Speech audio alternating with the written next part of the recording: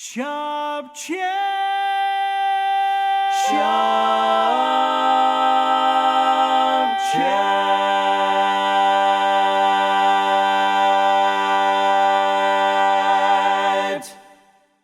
Well, ladies and gentlemen, in the world of barbershop, there are some quartets that are fantastic competition quartets, and there are other quartets that are great show quartets, and others that are fantastic recording quartets.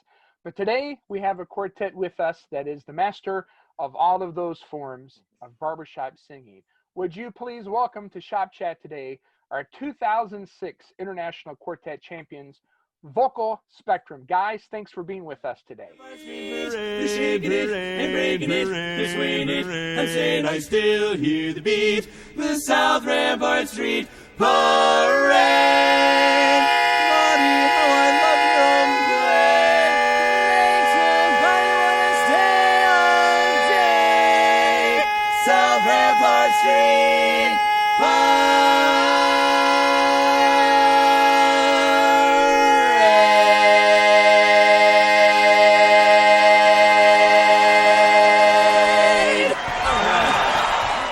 Hey Shane, Thank you, James. Thanks. good to be here. So one of the first things I think a lot of our Shop Chat audience would be interested in knowing is, how did each of you come to know about barbershop? Johnny, I'll start with you. Yeah, so pretty simple. My grandparents, they kind of knew I kind of like a cappella music, and they took me, come to find out when I talked to my parents about a cappella music, they said, well, yeah, your grandparents, they go to a barbershop show every year called the Ambassadors of Harmony. Oh. So I said, well, man, maybe I can go with them this year. So that was in 1997. I was 15 or 16 years old.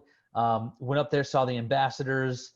Curtain closed at the intermission, and out walked the Gas House Gang, and they roped that first song, and I was forever hooked. So that was my introduction to barbershop, was the Ambassadors of Harmony and the Gas House Gang all in one package. I immediately went back, joined the chorus at their very next rehearsal, started a quartet at school, which is where I in turn introduced barbershop to Eric. Maybe Eric, you can even piggyback on this in a moment as far as how we met. We just met randomly in choir at school, and Eric always tells the story. He says it was really random because we didn't know each other at that point, but he said during one of the choir rehearsals, I turned around and said, hey, do you want to sing a tag? And he's like, well, what's a tag? So that's how Eric and I met each other, and now have become great friends. Here we are, however many years later. So yeah, I can piggyback off of Johnny. So yeah, he was like, here, do you want to sing my barbershop quartet? I'm like, what's barbershop? What's quartet? And he said, well, here, do a tag. And I was like, what's a tag? But the thing was, my brother had sung in the Music Man a few years before that, so I kind of knew a little bit what it was. But I was always listening to groups like Boys to Men and Take Six and Chanticleer and different groups like that. I kind of had this ear for a cappella. So whenever he introduced this, it was almost like it was like a social into being with like the in-crowd and choir, because everybody loved it, and it was really fun. So I just that's kind of how I got into it. And then I was basically like Johnny. He would pick me up and take me to rehearsal because I didn't have my driver's license yet. And we'd listen to Interstate Rivals on the drive up there, and Johnny would pretend to be Kit and scream out all these high notes. Oh, that's fantastic. I got the nodes. Now, before we go on, let me just say that I, for one, am shocked to know that Johnny has had formal musical training. I would have never guessed that, but I'm kind of glad we got that bombshell here today on the show. No, that's fantastic. Now, Chris, how about you? How did you come to know about barbershop? Yeah, I think mine was probably just a case of being in the right place in the right time. As funny as that sounds. So I did music in high school, just very informally. Had some natural musical ability, but wasn't really on my radar. Went to college, had to take a music credit, and thought that I would join the choir for a semester. And that choir happened to be taught by Jim Henry, who I knew nothing about. But, anybody who's ever sung for Jim, doesn't matter if you know who he is or if you have any aspirations to pursue music later on in life, he's an inspiring leader. And so I took my half credit that I needed, and then the next semester I thought, man, I really like that. I'm going to do it again. Yeah. And so I took it that first year. Second year rolls along. Johnny comes into Lindenwood, joins the choir, gives me a similar invitation that he gave Eric, and really the rest is history. I mean, for all intents and purposes, this quartet is really my only experience with Barbershop. Ironic, as funny as that sounds. Now Sure. I've been doing it almost half my life, but Yeah, no, that's it was really just right place at the right time. That's fantastic. And then last but not least, Tim, tell us what was your entry into Barbershop? Yeah, so actually the first time I ever heard about Barbershop was from my mom. She said, I just finished elementary school and was getting ready to go to middle school, and she came over and she goes, "Hey, they have a barbershop quartet, like barbershop group at your school." And I said, "What in the world is that?" And she sort of sang like a little bit of Sweet Adeline for me, and I just was like, "Okay, that sounds horrible. Why would I do that?" And and then but when I went there, it was like the select choir, so I was like, "Well, I'm going to do it because I want to be in the best group." So I made the group. She told me I was a tenor. My teacher, her name was Ellen Fitt, or is Ellen Fitt, and she's retired now, but so that was when I was, I believe, around 12 or 13 years old, and we would meet at 6:30 in the morning, and we would rehearse before school, and then went on to like do more stuff in middle school. I had a couple quartets that I sang in when I was younger. Got last place in both of those, so that was exciting. And eventually, so thank God for Vocal Spectrum.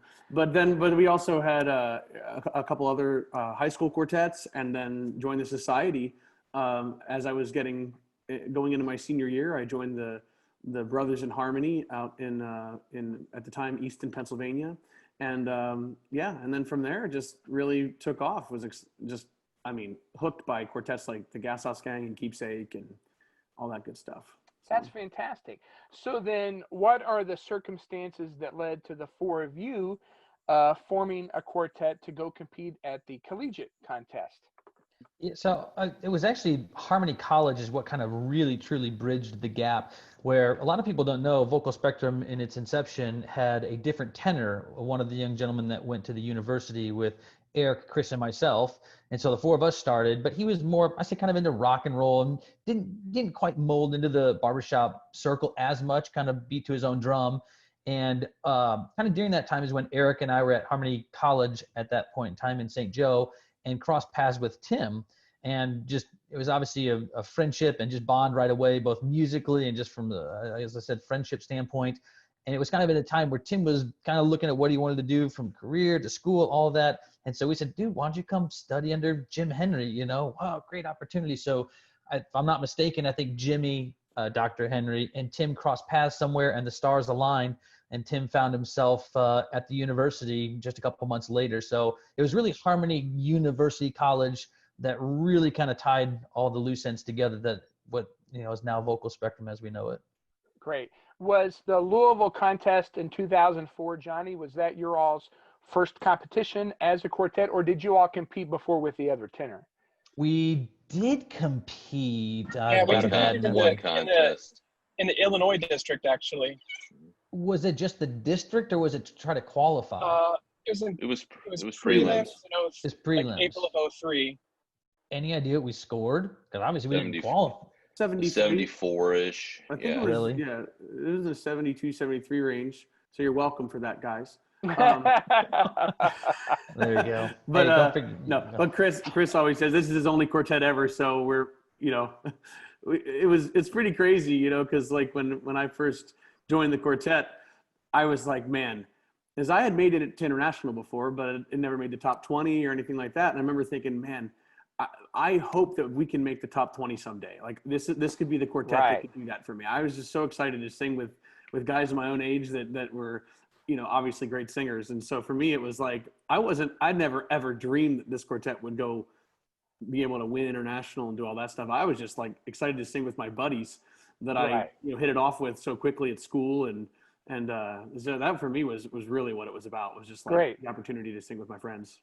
So Chris, in 2004 at the collegiate prelims, you all scored over 82. Then you went to Louisville and scored 84.3.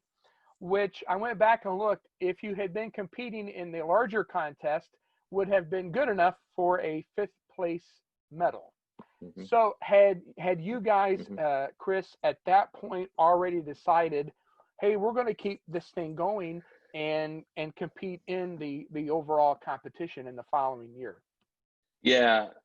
Yeah. In fact, I think one of the best characteristics of our quartet is, for us, competition was always, it was that we never viewed competition as kind of the end result. It was just the next thing on the path. So there was never a question of where we headed after Louisville. I will say there was a lot of discussion in the fall of 2003 about whether or not we should enter the regular men's division or the collegiate division. At that time, I think you couldn't have 4 members compete in the college contest. We were the first quartet that was allowed in the new rules, where all 4 could be members. And so there was a lot of discussion on what would be the best path for us as far as what our objectives and goals were, which were, we just like singing for people. We like singing shows, and we ultimately decided if we could go in and do some good singing and win that contest, that we might be able to jumpstart that process with us, versus maybe getting buried deeper in the men's division. So I don't think any of us anticipated posting a score that would have medaled that first year. And again, it's two songs over, versus 3 rounds makes a difference. Right. But if we had thought that we might have been able to medal, that might have swayed our path. But I think we did the right thing, though. Yeah, for sure. And I was the one that was really pushing to go to the regular contest, because I was hoping to make the top 20, like I said. But the other 3 all really wanted, I think, mainly wanted to go to the collegiate contest. I think that was good for us, because we really were able to work on a couple songs and hone our skills early in those days. I think that really helped us. Yeah. So then you go to your first international contest in 2005 out in Salt Lake, have a fantastic debut performance in the larger contest, finishing 6th. And then you come around to the 2006 contest. And I went back and looked at some scores. And Johnny, I'm really curious. In 2006, in the prelims, you all scored a phenomenal 86.8. I mean, that's an incredible score.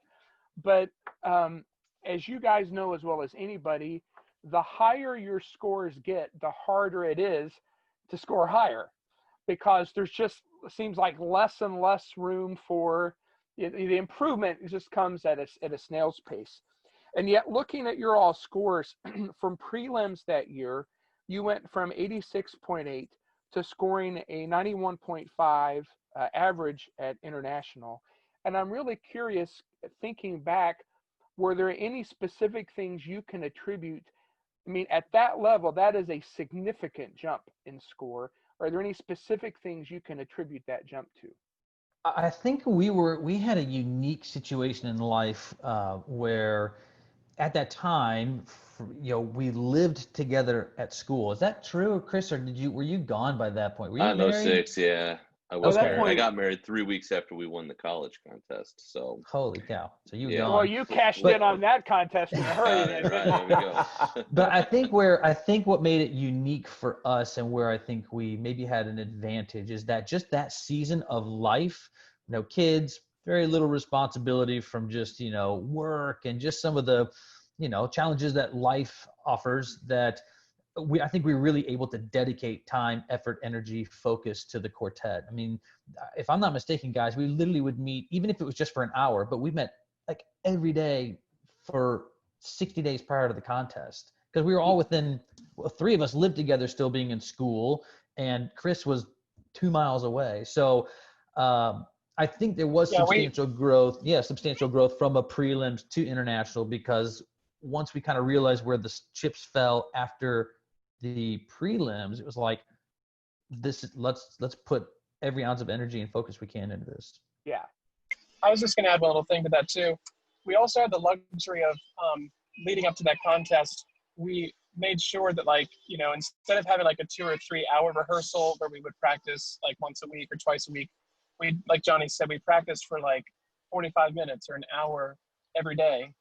And that is so much more important and helpful in growing and not taking a step back from coaching sessions, that really propelled us a lot, as opposed to, and not a lot of quartets can have that opportunity because they may not live together, or they may have families and responsibilities that don't allow them to do that. But we were in a time in our lives where we could actually do that.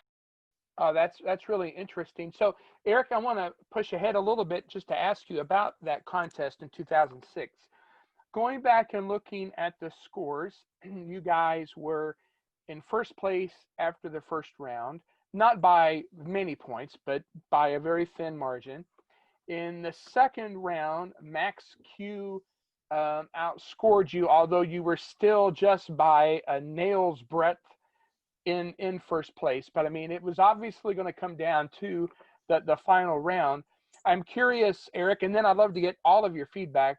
What were you thinking going into the final round? What was your thinking about your song selection and just about your general approach going into finals?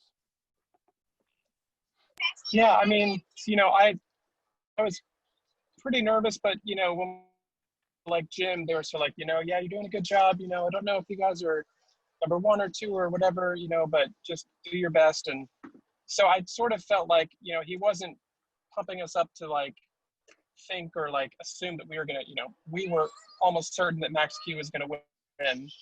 And I just remember, the first round we had a really solid set. Second round went really well, so it's kind of like, okay, this is gonna separate. Our third round is going to kind of make or break. And we had sharped every song, I believe, a half step, with the exception of Street Where You Live. And Street Where You Live was in the same, like we ended in the right key, but it felt flat. And I just remember like being disappointed actually when we were done, because I felt like we hadn't had the hit that I'd hoped for on that song. Yeah, I would say the final set was certainly the most stressful one because it culminated as the finals and everybody's there and all that pressure. But if I'm not mistaken, we debuted 2 new songs for us. I mean, the Monkey song was the first one that in that round, wasn't it? And David gave us that chart, that custom arrangement 15 days, 16 2 days weeks, yeah, before the contest. And we were really put it in the balance of should we do this or not? Right. And that, stemming back to what I was saying earlier, we got together every single day. Obviously, one of the reasons was to put that song together. So it was nerve-wracking on 2 fronts, I think. So I agree. I think it was the most tense round for us. I think that if you go back to 2005, we had a lot of expectations we put on ourselves based on the college score. Like we thought we were going to come out of there with a medal, and it was really the one contest where I feel like, at least my personal perspective, wasn't necessarily in the right place. And when that didn't happen, it caused us to self-reflect as to, hey, why are we doing this? What can we get out of this? We came into Indianapolis. I feel like we didn't have the same level of pressure on us that we had going into Salt Lake. And it made the first couple of rounds I feel very comfortable. I still think if you go back and listen to that singing, our second round was our absolute best singing round. Ironically, it's the round we lost. But I think at that point, by the time we got to the finals, for me, there was that pressure because people, anticipation had built throughout the week, and people were kind of talking, hey, you got a shot to win this thing. How you guys feeling? And I think it was the most uncomfortable I felt of the week on that Saturday night, ironically enough. Tim, I want to get your perspective, but I wanted to ask one quick follow-up for Chris, and then all of you, of course, I'd love to hear your feedback. But in that finals round, when you did the Monkey song, I Want to Be Like You, there's a little bit of comedy, a little bit of, funny stuff that goes on in there, and you got a really great response from the crowd. It's true. Everybody. An ape like me. He can learn to be. You. Hit him. Meant to. Oh, we'll do. But I know from the silly stuff that my quartet would do, that sometimes if we got a big response from the audience, it caused such a surge of adrenaline that that's what I started singing like, right? So I'm curious if that was a tense moment. Did the feedback you get from the audience, did it throw you off in that song, or did it more just like maybe it could also relax you? Do you remember much about that moment? Yeah. I think for me, if I remember right, that was Johnny the forgot set. a We part. sang Monkey set on Monkey. Johnny yeah. did? I didn't I do don't one of remember the that. echoes. See, I don't remember that. No. So I guess to answer your question, Right. that was pretty much at the end of the set. I don't remember that necessarily throwing me off as much. It's just I don't know. Maybe you guys are wrong in this, but for me, like competition in itself is a very uncomfortable setting. You go out there, you sing 2 songs, you try your best to connect with the audience, and so the idea of being able to win and not have to do that again, and just be able to go back and sing connect with the audience was very appealing, right? And so and knowing that you're that close to maybe being able to do that, I think that's where like the tension came. I think we at that point we really wanted it, Gotcha. because it. So yeah, but no, as far as throwing the banana and all that stuff, I think that was just. Well, I'm glad you're glad that you're able to get the timing right and all that, and once that's out, you're like, all right, we're smooth sailing till the end. So I have a question. I have a question that I don't even know if I know the answer to. Was that the first time we ever sang that song live in front of No. anybody? No, we sing the sang it- Ambassadors. We sang it like a week before on the Ambassadors Spring Show, and it went over okay, but we were like, okay, we've got to do more. I do remember that. I don't think we even had the banana bit in there. We were just singing it just to sing it, I think. Weird. Yeah. And then Tim, I was going to circle back to you. What were your thoughts going into that final round? Well, sort of echoing the comments leading up to the contest, we did not expect to win at all. In fact, Max Q's For the Children album had just come out, and I know that Eric and Johnny and I drove in together for that contest and listened to the album the entire way, and we're just talking about they're so great, and they're going. And we literally, I literally think we just assumed they were going to win the contest, and would just hope that maybe we could eke into the medals. And I think that was the plan. Meaning, if we were thinking about placement, it was just, let's hope we can get up there and get a medal this time. But really, that wasn't even in the sights. So I think it was interesting because the first round we went in there and we're just like, well, let's just go do what we do. Right. And even the second round, which was just the next day, which I think was Wednesday, and then Thursday was the next round. And it was the same thing. Like, well, let's just do it. But then you hear it. Then Thursday night, Friday all day Saturday, and all we're hearing is it's down to you guys in Max Q, and it's really close. We think we think you're going to win, and you're really close. And I think I personally had never imagined that scenario. I did not expect that.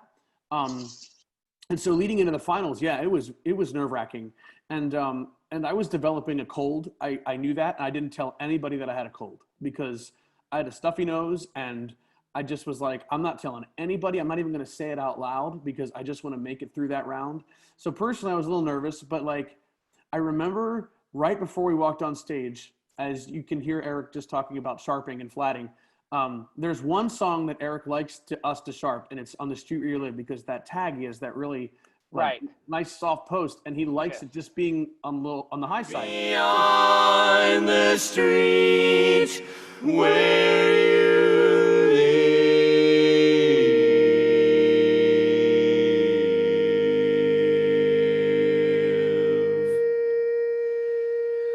where you live. So the last thing he said to us before we walked on stage was, guys, let's sharp this. And of course, if you listen,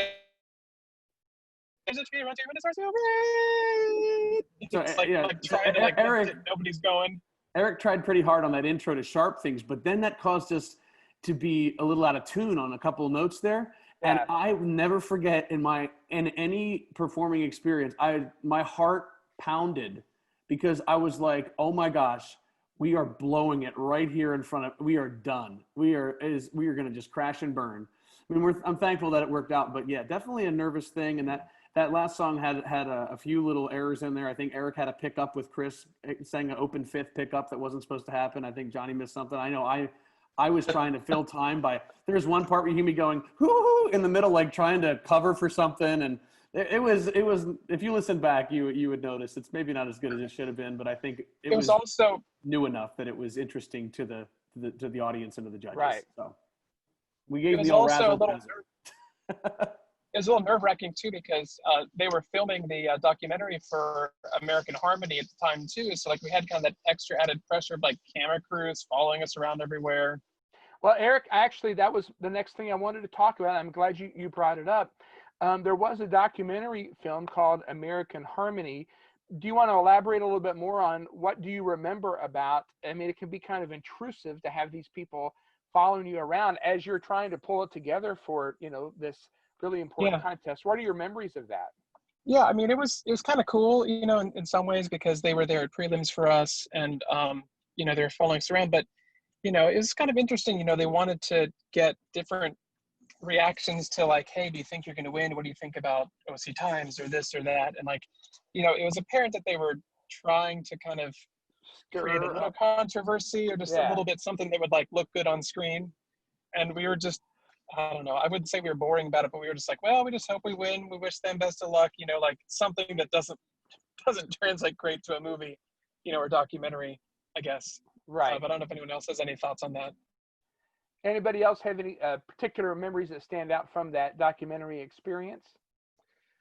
I think it's fun to go back and watch it because there were some defining moments in that season that were documented in that documentary. And ironically, I've said ironically like 7 times this, but it's funny. We're not in that documentary that much, even though we win the contest that's documented in that documentary. But for me, I think one particular moment that is showcased in that film is the coaching session after our prelims with George Gibb, and how he, there were key voices in that season that just spoke wisdom into us about, have you thought about what you're going to do if you win this contest? I remember Jim Henry saying that to us 2 weeks before we went. But George Gibb, in that specific moment in that hotel room, I just remember getting a lot out of that short little after prelim judging coaching session with him, and that's documented in the film. That's the pow pow pow part. The shadow box things, yeah. Shadow box. That's right. Shadow box. Well, Chris, that's actually you guys are reading my list of questions here, apparently, because I wanted to talk about some of the coaches that have had an impact on the quartet. I don't know how much the Gipster worked with you guys. I only knew about his relationship with you from that documentary. But if you could, Chris, if you could pinpoint one thing in particular that you took away from his influence on you, what would it be? I would say his influence on us is minimal. That was really one of the only times we worked with him. It was a situation where we were at a prelim and he was a judge, and gotcha. We went in after the contest. I mean, our main coaches were Jim Henry and David Wright. I mean, they were our 2 go-to. They worked with us. But I do remember that specific coaching session with George kind of telling us what we needed to do to keep the audience engaged and hooked. I think you see it in American Harmony where he talks about like being a shadow boxer and how you jab, and then boom, it's kind of, but the way he was able to communicate that to us, I think really stood out, at least in my mind, as something that we were able to take with us. But I don't know, guys, if you have something else you want to throw into that. Well, let me ask about some of the other people that you mentioned. Johnny, could you talk a little bit about, I realize his influence because of your schooling and then your chorus singing is vast. But in terms of vocal spectrum proper, talk a little bit about what Jim Henry has meant to the quartet. I mean, obviously everything, from the musical polish that he's helped, us strive for. But I mean, he's literally been the integral part of the quartet since its inception. If you think about the quartet, vocal spectrum, singing together every day as a quartet, but then we would sing under his supervision 2 to 3 hours a day between the other ensembles at school. Right. And so we were just submersed in his teaching. And one thing I think is unique, and whether it be right or wrong, it worked for us, is that we didn't have a lot of coaches, and almost kind of encouraged by Jimmy and David, kind of their philosophies, don't get 10 coaches because you get 10 different philosophies, and the recipe that those 2 brought to the table, be it David Wright and his arrangements and looking at the shape of the music holistically, and Jimmy's ability to give us individual notes as to, Johnny, here's what you do, Chris, this is what and being able to glue it all together. We're very fortunate and blessed. We didn't have to search very far, I think, to find a recipe for success from a coaching standpoint. So that's great. Those have really been our 2 primary, if not only, coaches. Right. And Tim, why don't you talk a little bit more about David Wright and his influence on the quartet?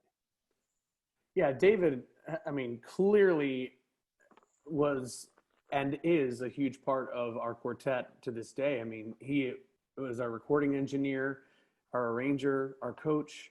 mentor, friend. You go down the line, and David is that to us. And so it's almost immeasurable how much of an impact David's had on us. He has an incredible way of understanding our voices and knowing what we can do with our voices, even more so than we do. I remember him calling me when we were learning good vibrations, or when he was arranging it, and he said, "What's your highest note?" And I said, "What do you mean? What's my highest note?" And he was like, "I mean, like, you're really like the very highest note you can physically sing." And I was like, "Well, I think it must be like a high C, like a soprano C." And of course, he put a higher note in there. He put like Right. a high D in there. He's like, "I think you can do that." And like the tag of Corella, where he made the post really long, or Eric floating those high notes, or Chris singing lower than I think he thought he could, and Johnny, of course, is all over the place. So it's like, I think David knew what we could do more than we knew, and had confidence and pushed us in that way as an arranger. And as a coach, of course, incredibly valuable as a coach to us. Just taught us, about being more musical, and just, it was truly, David and Jim together were truly an amazing combination for us. I'd agree with what was said here. I think we were really blessed to attain what we attained, and we wouldn't have done it without those coaches. But also there's something about that we stuck with the two guys that worked for us. And if you find people that work for you, then my suggestion to anybody is work with them, and don't go around looking for 10 different people, because everybody has their own philosophy, and all of them probably do work. But if you get conflicting ideas, then it actually might make it worse. So Sure. we're blessed by that for sure. You all living where you did were just blessed with such an amazing barbershop infrastructure to then lean on and learn from, which is what can make the hobby such an exciting thing to be a part of. So 2006, you guys have been singing together, roughly 3 years, and lo and behold, you're international champs. So what do you do now? So Johnny, what did the quartet decide you wanted to focus on, having completed that amazing accomplishment? Yeah, and again, I say a lot of it circles back to the influence of Jimmy and David, where, to us, the Gas House Gang was the model in our organization, from a musical aspect, from an entertainment aspect, from recordings to all that. So we bought into that philosophy and model. I mean, we even structured our shows and the show flow and the number of songs we sing. And is it a funny song, a fast song, followed by talking? Is it into a ballad? Like, we literally lifted the Gas House Gang's model. And so I say all that to say that once Contest came, and we were fortunate and blessed to win that, we just kind of continued on the Gas House Gang path, where it became about shows and entertainment and recordings and trying to improve as a quartet and become I guess relevant versus just a quartet that wins and dissolves. So to us, it was never, as Chris said earlier, it was never about winning. It was really a necessary evil to win so we could do what we really enjoyed doing, which was the shows. And that's where I think that we've anchored ourselves as an established, sustainable quartet, even to this day, because I think that was our philosophy early on. Yeah, that's great. Now, one of the things I'm always curious to learn about quartets is what you do when you're not singing barbershop. So I'd love to just hear a bit about what do you guys do for a living? What are your careers? Eric, now that you have completed your travels successfully, tell us a little bit what's real life like for you? Well, for the past 10 years, I've been a voice teacher. I've taught at Missouri Baptist University and Webster University here in St. Louis. And so I've really enjoyed that. But it all kind of started actually because I went to seminary and I got a worship and music degree. And so it all kind of, and then I started teaching worship classes, and then kind of graduated into teaching music classes from that. But I'm actually back in grad school now. I'm still teaching part-time, but I'm back at grad school to do speech language pathology. So I have another, probably 12 months or 10 months until I've graduated for that. So, yeah. And is that going to be something where you might use music therapy as a part of working with people, or is it something that's just sort of a different discipline altogether?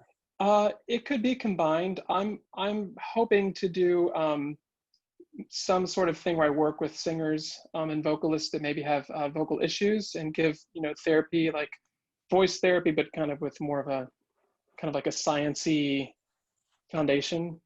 So yeah, I'm excited for it though. I got you. Now, is there a little bit of conflict of interest because you are inspiring quartets to sing these really challenging arrangements, which are going to cause vocal problems, which you just happen to be starting a business to fix? This sounds pretty suspicious to me. I think it's time for an investigation here. Well, I'll let you be the judge. You can do a little. I'm going to just chime in here and say, I think they've pushed me to the point vocally where like, I'm going to have to work with Eric to get my voice back after every show. So that's going to be the thing.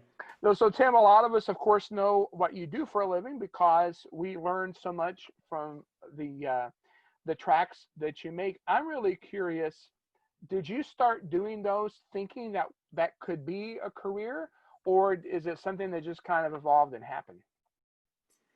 It absolutely evolved and happened. It started out as a hobby for me, just recording myself doing just tags. And then one day somebody said, hey, could you do a track for me? So I said, of course. And so I recorded some tracks. And then back in the days of the Harmonet, somebody posted something about me doing a good job with learning tracks. And so it sort of went from there. But even then, it was something that I was like, this is something that I enjoy. I want to be good at it. I want to contribute to the barbershop world. So it was never a business. And then at one point I thought, wow, I have all these tracks. Maybe I should put up a website. And so got a great guy who already did Vocal Spectrum's website, Hal Maples, who's no longer with us, but he was in the Ambassadors. And Hal put up a website for me. I remember I paid him a few $100 and we did this whole website. And then it was like radio silence for like a month or two. And I remember thinking, well, as a college student, that was a massive waste of money and a very stupid decision because now, I'm depleting my funds. But eventually, people started taking notice and saying, oh, I can buy these songs and I can get them right away. And within about a year of that, I realized I'd gone to school for music ed. So I was in school and graduated for music ed, but ended up just going ahead and doing the learning tracks on a full-time basis because I realized I could work for myself and sing barbershop all the time. So why wouldn't I do that? And I still to this day, that's my main job. That's fantastic. I love it. And Chris, how about you? Oh yeah, currently I'm the principal of an elementary school. That's my day-to-day. I started the music ed route as well. After I met Jim, I kind of gave you a little bit of history there, but ended up changing my major to music, became a music teacher, taught music for a number of years, and then went into the administrative route. So now I'm principal of a school with about 300 elementary kids and trying to figure out how to navigate, how to manage a school from home for the last couple of months. My, God bless you and all of our educators who've had to do this. So, well, that's great. And Johnny, how about you? Yeah, my career doesn't feel nearly as noble as the rest of these guys changing the world, but I simply work for a small boutique digital marketing agency. So we help small, medium-sized businesses build websites, do the optimizations and all those sorts of things so they show up on Google. It's a great job. I love it.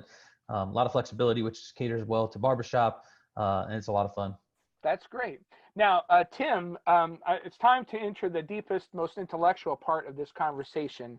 So if the rest of you could bear with us, please, for just a minute. Oh, no. Tim and I happen to have the sophisticated, erudite, intellectual love of professional wrestling in common. And so, Tim, here's my pro wrestling themed question for you. If Vocal Spectrum was a professional wrestler, which professional wrestler would Vocal Spectrum be? Wow. By the way, this is my all-time favorite question I've ever asked. I had a feeling this was coming, so I've.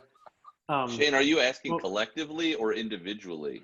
Collectively, if we were collectively. The collective identity would be wow. compared to. I mean, now, if you want to delve individually, I'm all in. Last time we just started a whole new episode here. I mean, we could just do a whole episode on pro wrestling. But you want to know something funny? Vocal Spectrum went to a pro wrestling match in St. Louis. All of us went, and Not only went, we had ringside seats. Oh, that's yeah. Hogan was fantastic. there. And Chris and I went to see the WWE at Madison Square Garden the day after we sang at Carnegie Hall in 2000. Wow. So we've we've been around for the wrestling. Johnny doesn't like the fireworks. When they go off, it scares him. So but if I could, man,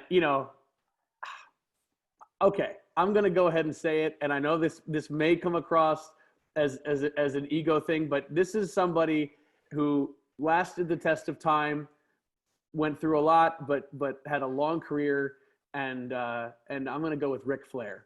Woo! Ric Flair. That is fantastic. I love that so much. Well, I have one last question for you guys before I ask a final team question. If there was only one Vocal Spectrum song you could do, the last song ever you're going to perform, which song would you pick? Eric? Oh man. Gosh. American in Paris. Oh. Terrible choice. You're just wanting to, just lengthen the amount of time on your last. He wants more customers than all three of us to go see him and get our voices fixed. Chris, how about you, buddy? And I was hoping you call me last. That's a tough one to answer. It's funny. Probably the songs I enjoy singing the most are ones we don't perform. The ones that we liked listening to when we were first starting out. Like about once a year, we'll get together and say, "Hey, can we sing Southern Roses, Where the Southern Roses Grow?" Sure. And I just like those moments. So it would probably be a song like that, which isn't even a Vocal Spectrum song. But I understand. Johnny, how about you? Oh gosh, I'm trying to think like all sentimental, you know what I mean? But the truth is, I think a song like what I think kind of anchored us is hey, early I'm onset getting is interviewed by a publication, right? Yes. Muted. I think a song like South Rampart, just like it's kind of like helped us kind of, I don't know, propel the quartet to where it is now and a stepping stone into David Wright arrangements and all that stuff. Make way, 'cause everybody's coming and you'll see a big parade. Hey boy, you're really gonna celebrate. Hear that? Listen to the clarinet. Your feet are really gonna palpitate when you march around, marching around. Wonderful sound. Sure, it's just a viscerally exciting song. I mean, I remember being at the 2004 convention in Louisville, hearing you guys do it on Saturday night, thinking they are ringing every chord of this song. This is unbelievable. So that's definitely one of the ones I certainly would associate you guys with. And Tim, how about you? Well, my first thought was the same as Johnny, was go out like we went in with South Rampart Street Parade. I think that was our first big hit of a song that people heard us and thought that maybe we were something more than just a regular quartet. And so I think that would be the one that I would pick. But if I had to pick another one, if I had to go and say, okay, we can't do South Rampart Street Parade, I think another defining song for us that I think has been requested over the years and we still sing and many times open our shows with is Go the Distance. I think, if we had to pick something different, I think that's a defining song for us that people still heavily associate with us.